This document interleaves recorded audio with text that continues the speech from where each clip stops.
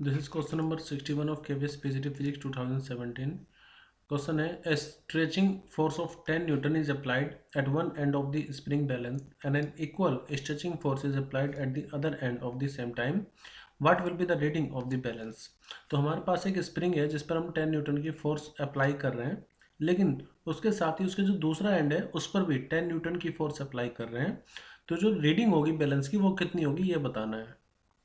तो देखो, जो स्प्रिंग बैलेंस होता है वो हमेशा क्या मेजर करता है. मान लीजिए आपने यहाँ पर कोई वेट इस पर हैंग किया है, तो इस वेट ने इस स्प्रिंग पर कुछ एक्शन किया है एक तरह से. अब उस एक्शन का जो रिएक्शन होगा, मतलब आप वेट इस तरफ आपने लटकाया, तो जो डिस्प्लेसमेंट होगा स्प्रिंग में वो नीचे की तरफ होगा. तो जो स्प्रिंग फोर्स होगी वो लगेगी अपोजिट डायरेक्शन में, यानी कि वो होगी रिएक्शन. ठीक है. और उसी रिएक्शन को स्प्रिंग बैलेंस नाप करके हमें बताता है कि रिएक्शन कितनी है. So directly we can say that spring balance measures the reaction. ठीक है. कुछ एक्शन होगा, उस एक्शन की वजह से जो रिएक्शन होगी according to Newton third law वो अपोजिट डायरेक्शन में होगी. तो वो मेजर करके हमें कौन बताता है? Spring balance. फिलहाल इस क्वेश्चन में हमारे पास एक ऐसा स्प्रिंग है जिसके दोनों एंड पर हम सेम न्यूटन की फोर्स अप्लाई कर रहे हैं. तो देखो, मान लीजिए हमारे पास स्प्रिंग है, इसके एक एंड पर हम फोर्स अप्लाई कर रहे हैं 10 न्यूटन. अब इस 10 न्यूटन की वजह से एक अपोजिट डायरेक्शन में, तो एक तरह से हो गया एक्शन. अब इसकी वजह से जो स्प्रिंग होगी वो नीचे की तरफ स्ट्रेच होगी, यानी डिस्प्लेसमेंट होगा डाउनवर्ड डायरेक्शन में.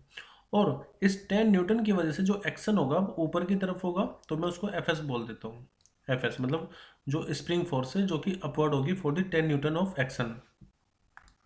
अब देखो, हम 10 न्यूटन की फोर्स इस तरफ भी अप्लाई कर रहे हैं, 10 न्यूटन की फोर्स. तो अब इस 10 न्यूटन की फोर्स से डिस्प्लेसमेंट आपका इस तरफ होगा, तो जो स्प्रिंग फोर्स होगी वो रहेगी डाउनवर्ड डायरेक्शन में. तो देखो, इसके लिए ये रिएक्शन थी और यहाँ के लिए जो रिएक्शन है वो क्या हो जाएगी? F S. तो ये जो दोनों रिएक्शन है आप देखो दोनों अपोजिट डायरेक्शन में होगा, तो ये जो रिएक्शन होगी एक दूसरे को कैंसिल आउट कर देंगे because they are equal and opposite. तो इसका मतलब ये होगा कि जब आप 10 न्यूटन की फोर्स को अप्लाई कर रहे हैं इस तरफ से, तो जो 10 न्यूटन की फोर्स आप अपवर्ड डायरेक्शन में अप्लाई कर रहे हैं वो as a reaction role play करेगी. ठीक है.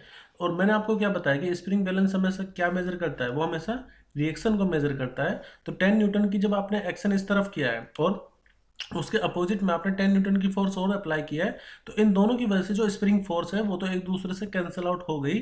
तो जो रीडिंग आएगी वो होगी रीडिंग ऑफ द रिएक्शन. और रिएक्शन क्या है यहाँ पर? एक तरह से अगर आप इसके लिए देख रहे हो तो रीडिंग क्या होगी? 10 न्यूटन. यानी जो हमारा आंसर आएगा वो आएगा ऑप्शन ए 10 न्यूटन.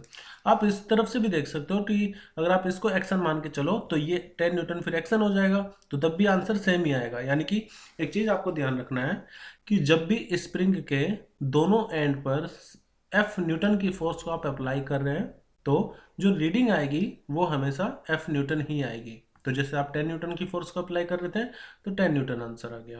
ये क्वेश्चन काफ़ी कॉम्पिटिटिव एग्जाम्स में पूछा है, तो इसको आप नोट बना लें, काफ़ी इंपॉर्टेंट क्वेश्चन है ये. हमेशा ध्यान रखना कि स्प्रिंग रिएक्शन को मेजर करता है.